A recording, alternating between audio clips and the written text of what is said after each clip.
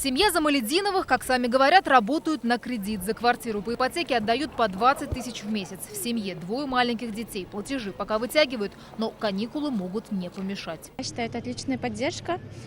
Двое детей. Неизвестно, что может быть.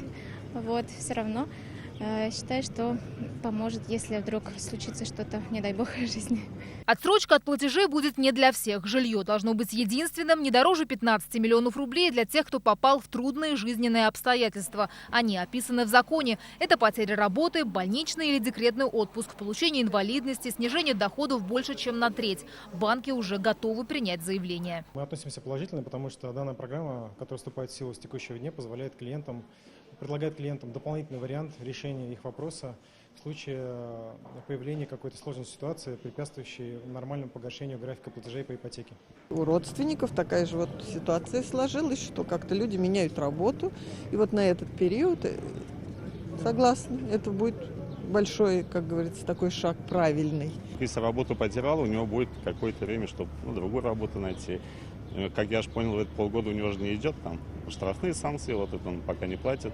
Очень много семей больших, то есть это была бы помощь. Каникулы оформляются на срок до 6 месяцев. Можно уменьшить платеж или вовсе его приостановить. Жизненные обстоятельства нужно подкрепить справками. Например, о постановке на учет как безработного, справки о доходах. Банк обязан рассмотреть заявление в течение 5 рабочих дней. Сумма процентов по кредиту, а также сумма основного долга остаются неизменными. После того, как кредитные каникулы заканчиваются, оплачивать кредит необходимо на прежних условиях.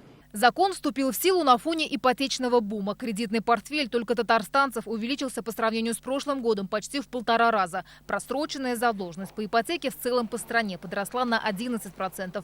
По закону данные об отсутствии платежей во время ипотечных каникул не будут заносить в кредитную историю.